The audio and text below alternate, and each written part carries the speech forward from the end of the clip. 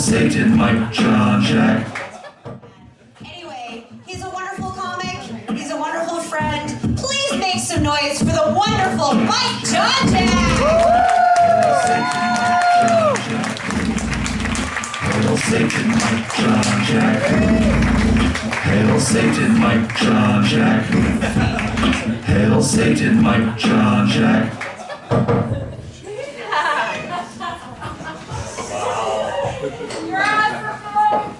Jonjak.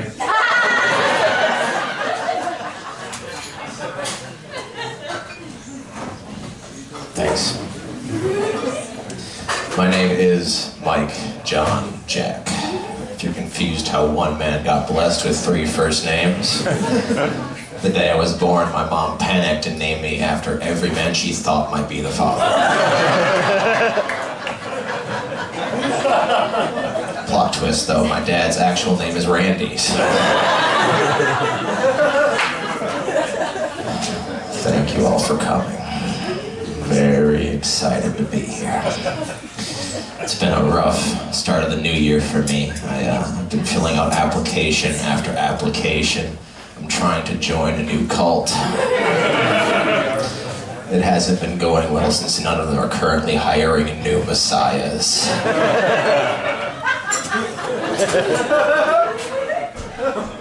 I'm just trying to get my life together, everybody. My mom has recently been riding me really hard about some petty shit. The last phone conversation we had, she said, Mike, you're 30, but you'll never be a real adult until you buy a bed frame. Really? That's our standard for adulthood? I mean, so what? My mattress does sit directly on the ground, but at least I know for a fact there's no monsters under the bedside. Fuck you, Mom. Folks, I don't know what to tell you, but this is what happens to a person when Hot Topic cools down. In my time, there were 2 types of kids who went to Hot Topic. There were your emo kids, there were your metalheads. You were either sad because the girls didn't like you, or you were mad because the girls didn't like you. I was very pissed off. I was so mad I became the vocalist of a metal band called Meth Tooth. We sucked.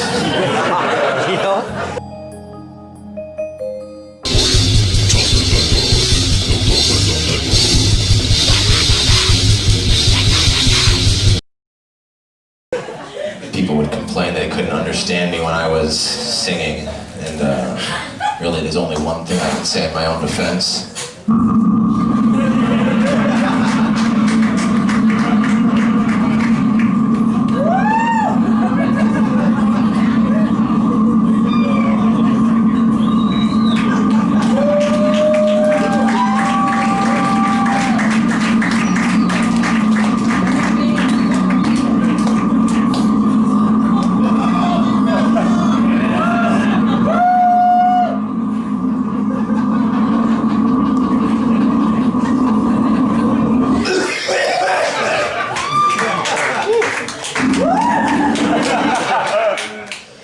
That translates to, I have no musical talent.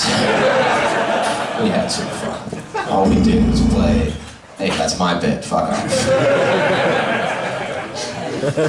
All we did was play metal covers of pop tunes. It's super easy to come up with. All you have to do is replace the word love with blood.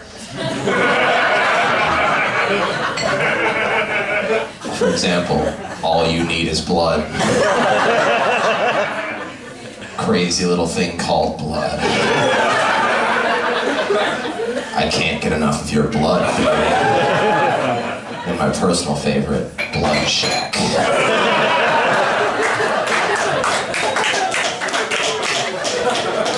I've been into metal since I was a little kid, which means I have not been into friendships since I was a little kid. Very antisocial. So much so that I'm running out of excuses not to hang out with all my friends. My last one was, oh, sorry, I can't come, I just did. It's just a cheap ass lie and they know it. used to be in a metal band, and now I'm a stand-up comedian. Who wants to guess how broke I am? Things are pretty rough when you're poor. You have to make some hard decisions, like, am I gonna smoke weed this week, or am I gonna feed my cat this week? I'll settle down Animal Liberation Front. I'll always feed the cat. Always feed my cat. I love that fat little bitch. In fact, I feed her the best food money can buy, so she'll taste good in case I ever need to eat her. Meat is meat. If you can't tell by the tone of my voice, I am very depressed. Sometimes when it gets real bad, you'll find me wandering my neighborhood at 3 o'clock in the morning, just back and forth in front of the only house with a motion-activated light. Just so something knows I'm alive. My life can get pretty dark. And then light. And then dark. I'm seeing a therapist. I'm a hero. You're welcome. I also just started some antidepressants, which has been nice. But my doctor said that they might take away my ability to have an orgasm, which, fucking finally. Oh my God. You kidding me? I'm 30, I've had enough.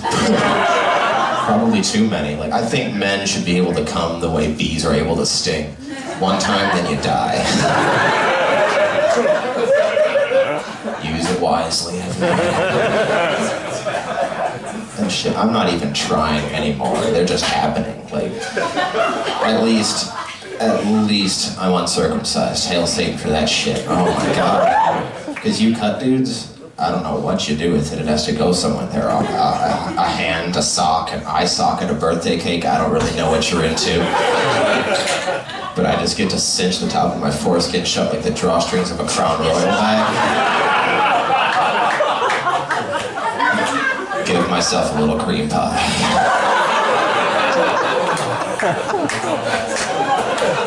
I just have to shuffle to the toilet and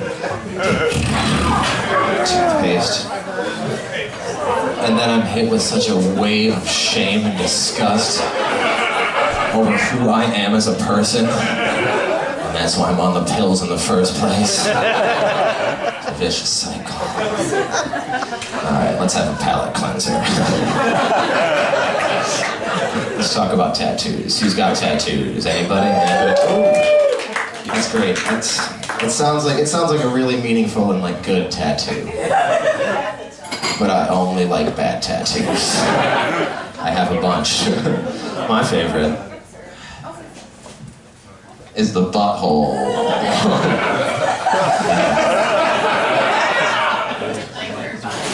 Oh, who said that? Yeah, Reader, fucking A. Round of applause for the Reader, everybody. Kurt Vonnegut reference, thank you. I got this because of that, but I also just wanted one close by so I could practice eating ass. I called that joke a palate cleanser.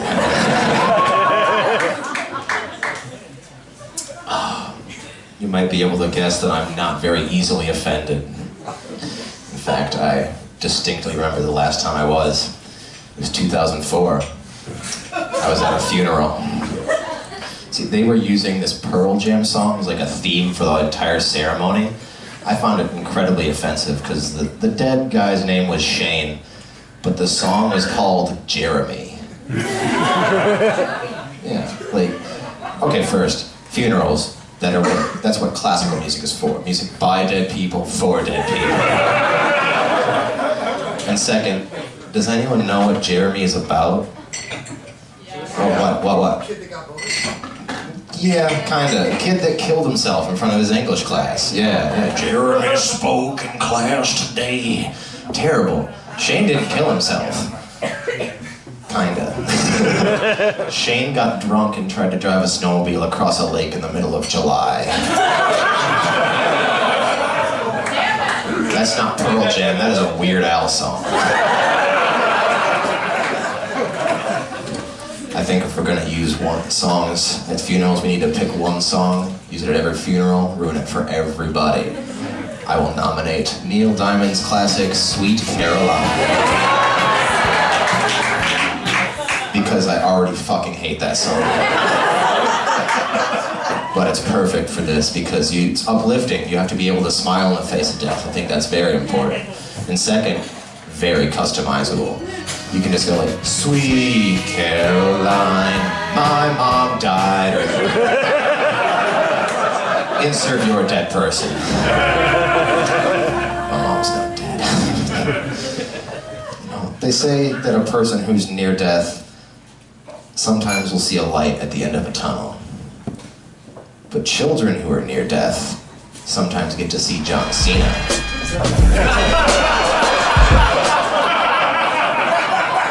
I don't think that's very fair.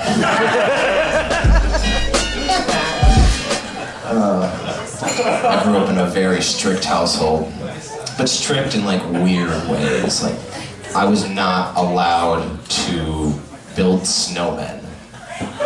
Yeah, like I got to build one, but then my privileges were revoked.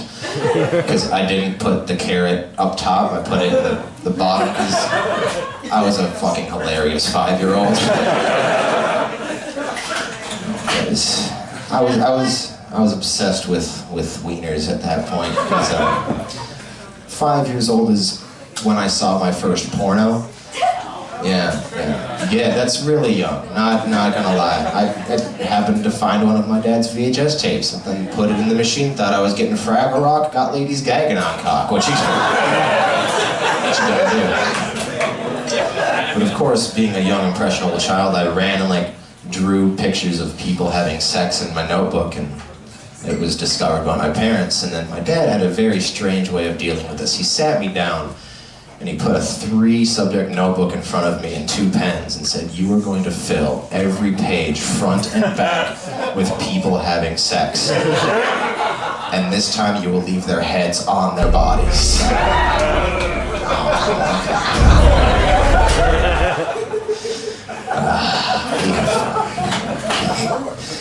Did anyone here get spanked as a kid? Did anyone here get the belt as a kid? That was, That was a little too enthusiastic.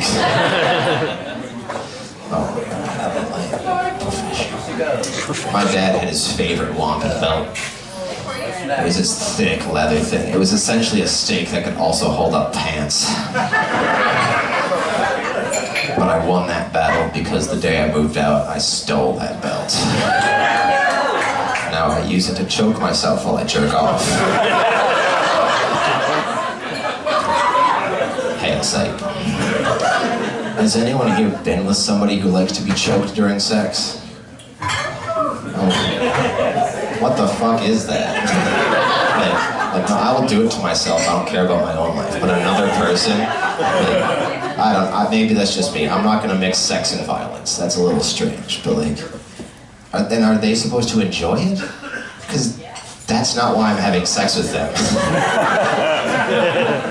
I'm there to give the other person a UTI, that's it. So, despite everything you've heard so far, people still want to date me. I'm actually in a relationship. A couple of them. Polyamorous,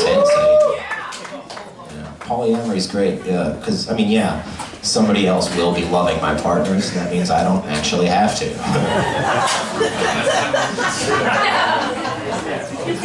It's a bonus for me, because I'm not easy to love either. I'm a polyamorous asexual. Yeah, it sounds contradictory, but I'm just trying to not have sex with as many people as possible.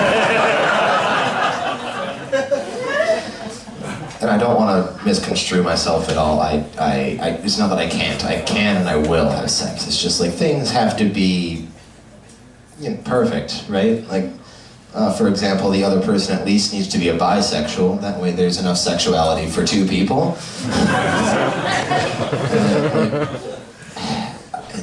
I'm asexual because of what happens afterwards. I will completely have a panic attack and lock up, just staring at the ceiling for hours. It might last for days, like just repeating over and over in my head the same thought, just, oh my God, Oh my God, what have I done? That poor other person that I just defiled will never have sex that good again. I can't keep doing that to people.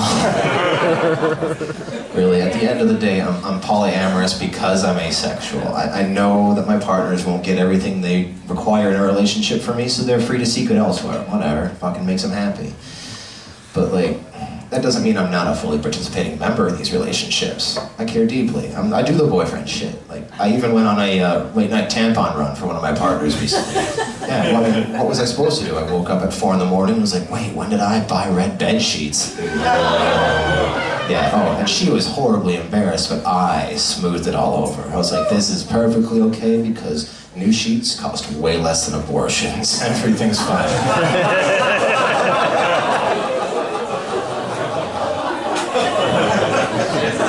Shit, I'd rather go to Bed Bath & Beyond than the abortion clinic, so what the fuck? Then I had to run down to the store and pick up a box of her favorite brand of tampon. But the checkout clerk was like, tampons, somebody's whipped. I was like, buddy, fuck you. Like, you don't even know what these are for.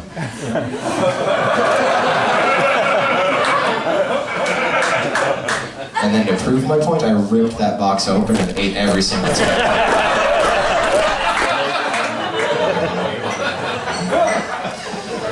Oh my God. Actually, the partner from that last story is always telling me that we need to smash the patriarchy.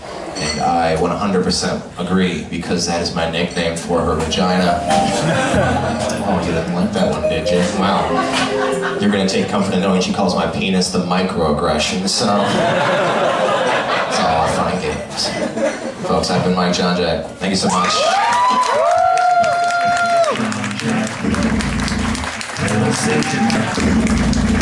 Hail Satan, Mike Jonjak. Hail Satan!